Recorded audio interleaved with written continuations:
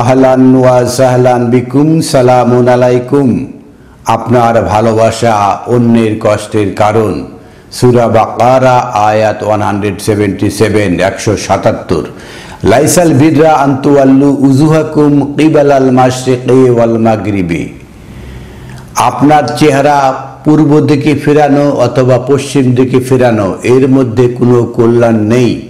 ওয়ালাকিন্নাল বিররা মান আমানা বিল্লাহ, বরং কল্যাণপূর্ণ রয়েছে সেখানেই যে ঈমান আনায়ন করে ওয়াল ইয়াউমিল আখিরে, এবং সেই শেষ দিবসে ওয়াল মালাইকাতি ওয়াল কিতাব ওয়ান নাবিয়িন, আর মালাকগণে বিশ্বাস করে এবং আল কিতাবে বিশ্বাস করে এবং নবীগণে বিশ্বাস করে। ওয়া আতাল মালা আলা হুব্বিহি। বিশ্বাসের যে কয়টা পয়েন্ট রয়েছে, 1 নম্বর হলো আল্লাহতে বিশ্বাস, 2 নম্বর হলো পরকালে বিশ্বাস, 3 নম্বর হলো মালাকগণে বিশ্বাস, 4 নম্বর কিতাবে এবং 5 নম্বরে নাবিগণে বিশ্বাস। তারপরেই বিশ্বাসের সাথেই বলা হচ্ছে ওয়া আতাল মালা আলা হুব্বিহি। আতাল মাল, মাল যে দেয়, আলা হুব্বিহি, সবচেয়ে ভালোবাসার মালগুলো কি?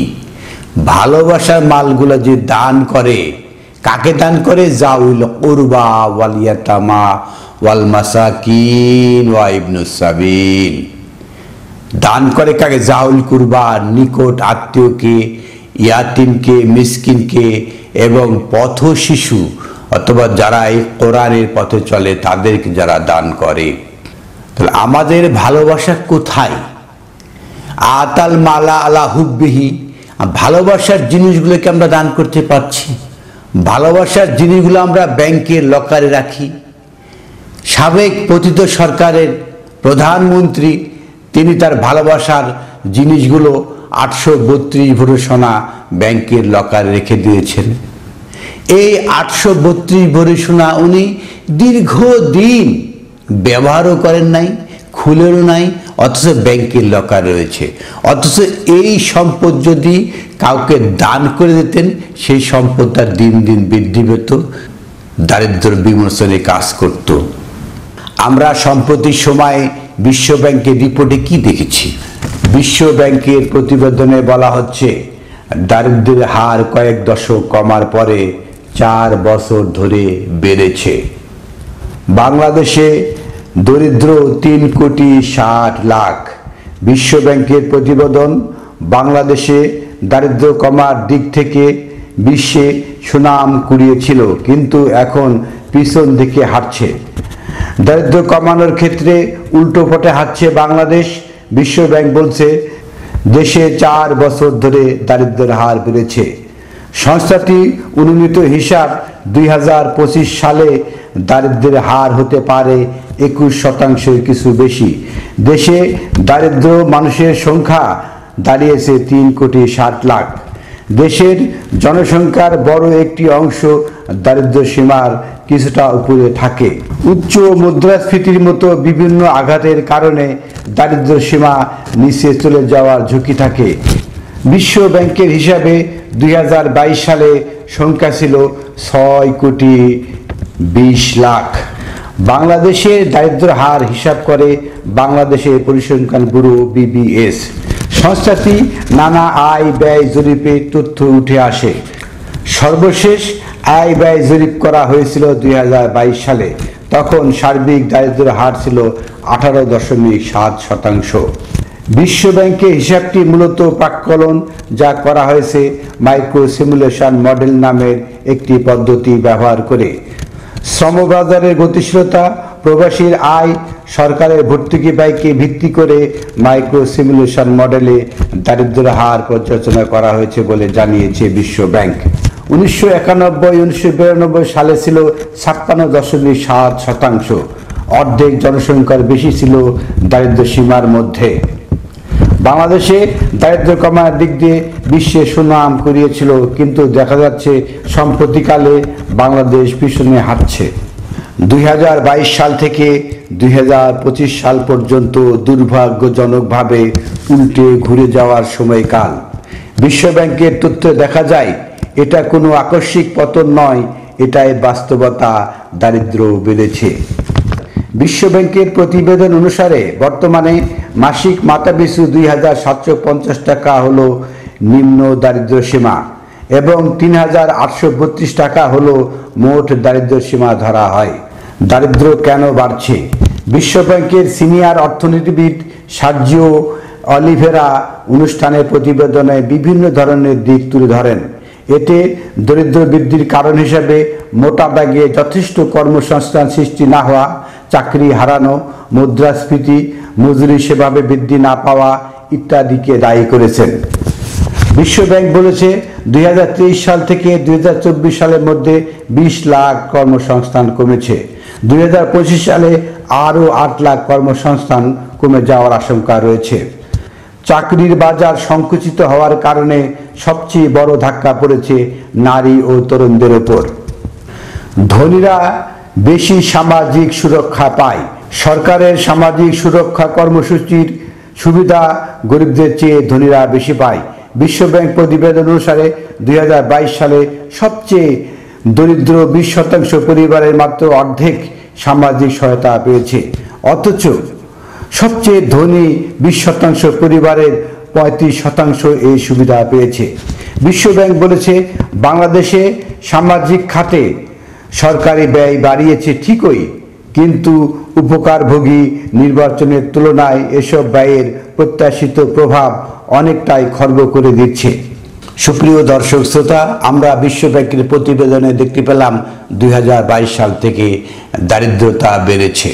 মহাবিশ্বকর গ্রন্থ আল কোরআনের সূরা বাকারা আয়াত 177 বলা হচ্ছে, ওয়া আতাল মালা আলা হুব্বিহি যাওয়াল কুরবা ওয়াল ইয়াতামা ওয়াল মাসাকিনা ওয়া ইবনুস সাবিল। আপনার ভালোবাসার সম্পদ দান করতে হবে নিকট আত্মীয়দেরকে, ইয়াতিমদেরকে, মিসকিনদেরকে এবং যারা পথ শিশু তাদেরকে দান করতে হবে।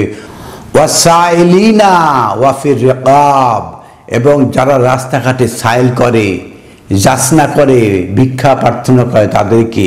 ওয়া ফির রিকাব, এবং যাদের গলা আটকে গেছে, যারা ঋণে জর্জরিত হয়েছে।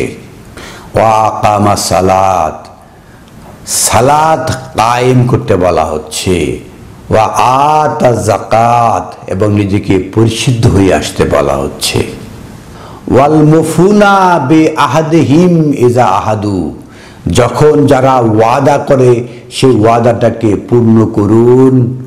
ওয়াসাবিরিনা ফিল বাসাই ওয়াদ দাররাই ওয়া হিনাল বাস, দুঃখ কষ্ট ক্লান্তির সময় যারা ধৈর্য ধারণ করে। উলাইকা আল্লাযিনা সাদাকু, এরাই হলো সত্যবাদী।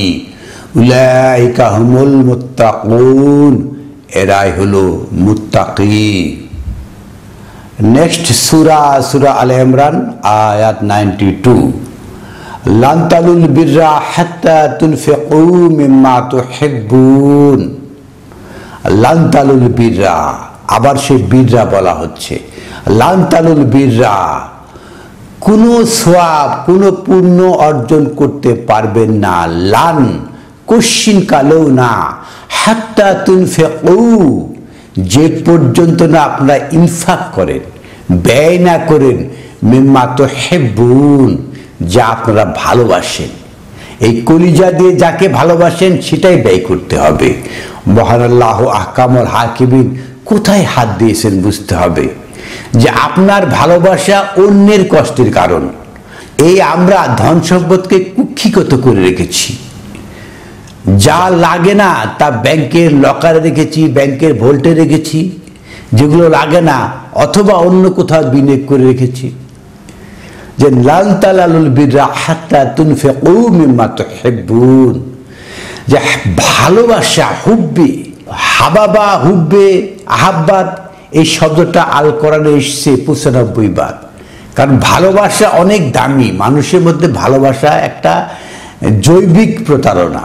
মানুষ ভালোবাসে সম্পদকে, সম্পদের যে ভালোবাসা সেখান থেকে ব্যয় করতে হবে, না হলে কি লান তালালুল বিররা, কোনো সফলতা নেই, কোনো কল্যাণ নেই। হাত্তা তুনফিকু মিম্মা তুহিব্বুন, ভালোবাসার জিনিসটা ব্যয় না করলে কোনো কল্যাণ আসবে না। ওয়া মা তুনফিকু মিন শাইইন, আর আপনি আমি যা কিছুই ব্যয় করি না কেন, ফা ইন্নাল্লাহা বিহি আলিম, আর সেটা মহান আল্লাহ আহকামুল হাকিমিন জানেন। নেক্সট সূরা ফজর আয়াত 15। ফা আম্মাল ইনসানু ইজা মা আফতালাহু রাব্বাহু ফা আকরামাহু ওয়া নাআমাহু, যখন কোনো মানুষকে আল্লাহ পরীক্ষা করেন তখন তাকে দান করেন সম্মান এবং নেয়ামত। ফায়াকুলু রাব্বি আকরামান, তখন সে বলে হে আমার প্রতিপালক আমাকে সম্মানিত করেছেন।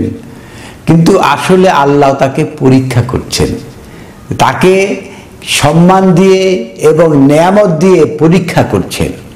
এটা হলো আল্লাহর মূল সাবজেক্ট।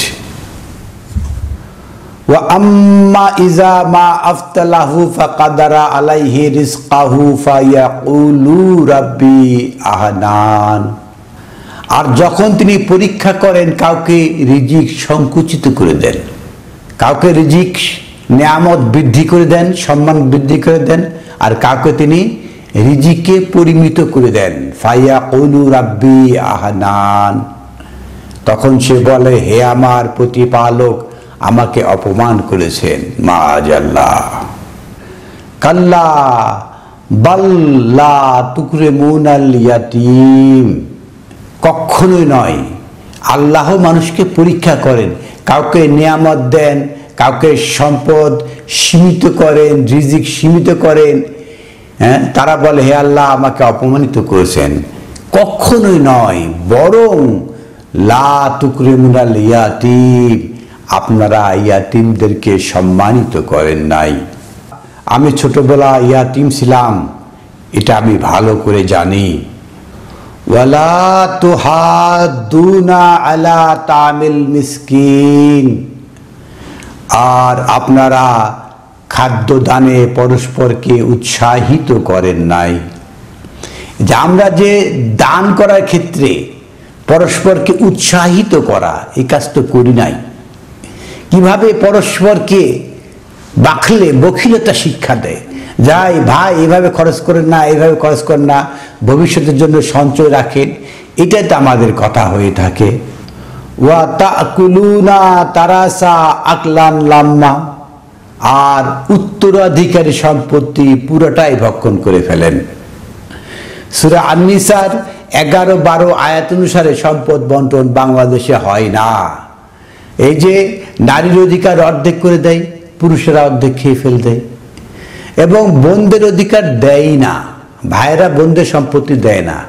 যে সমস্ত ভাইরা লেখাপড়া করেছে তাদেরকে ওই গ্রামের ভাইরা ওই সম্পত্তি কোনো দেয় না, গ্রামে টিকতেই দেয় না। ওয়া তুহিব্বুনাল মালা হুব্বান জাম্মা, আর ধন সম্পদকে ভালোবেসে, হুব্বা, এখানে তুহিব্বুনাল মালা, আমরা ধন সম্পদকে ভালোবাসি, টাকা পয়সা অর্থ সম্পদ বাড়ি গাড়ি খুব ভালোবাসি। ওয়া তুহিব্বুনাল মালা, মালকে ভালোবাসি, হুব্বান জাম্মা, এবং এগুলোকে কি করি, ভালোবেসে জমা করি, ব্যাংকের ব্যালেন্স বৃদ্ধি করি, ব্যাংকের ভোল্টে রাখি, অনেকে আবার বাসার মধ্যে সিন্দুক করে সেখানে রাখে। আমরা হলো সম্পদকে ভালোবাসি, সম্পদকে জমায়েত করি, অন্যদিকে দারিদ্র বৃদ্ধি পায়, সম্পদের ব্যবহার বন্ধ হয়ে যায়, দারিদ্রতা বৃদ্ধি পায়।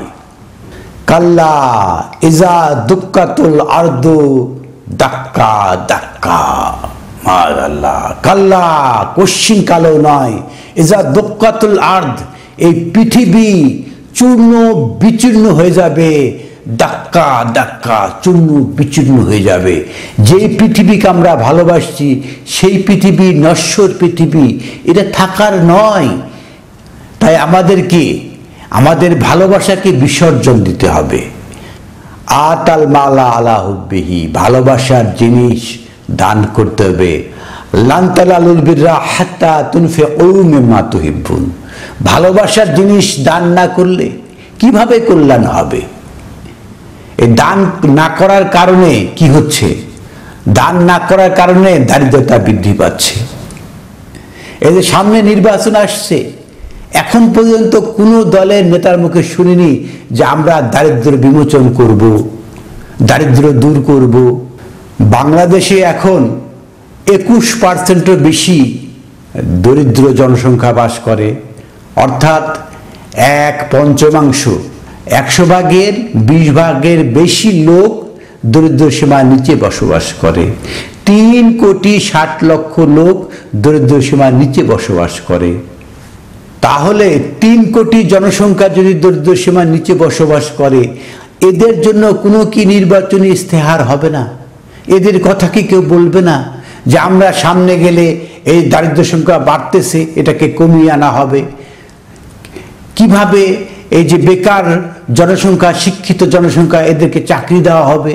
বলা হচ্ছে না। মুদ্রাস্ফীতি কমিয়ে আনা হবে? বলা হচ্ছে না। এই যে রাজশাহীতে গত বছর এবং এই বছর আলুর দাম পাচ্ছে না, কৃষকরা আলু বিক্রি করতে পারছে না। এই যে প্রোডাকশন কস্ট, যে কস্ট আছে সেই দামে আলু বিক্রি করতে পারছে না, লস হয়ে যাচ্ছে। তাহলে তারা কিভাবে বাঁচবে? সুপ্রিয় দর্শক শ্রোতা, তাই আপামর জনগণ সকলের কাছে আমাদের প্রশ্ন, সামনে নির্বাচন আসছে, যাতে এদেশের জনগণের মুক্তির লক্ষ্যে আমরা যেন কাজ করতে পারি। এদেশের 3,60,00,000 জনগণ দরিদ্র সীমার নিচে বসবাস করে, এদেরকে আমরা বের করে আনি, আমরা নতুন নতুন কর্মসংস্থান সৃষ্টি করি, মুদ্রাস্ফীতি কমিয়ে আনার চেষ্টা করি, আমরা নতুন নতুন উদ্ভাবন করি।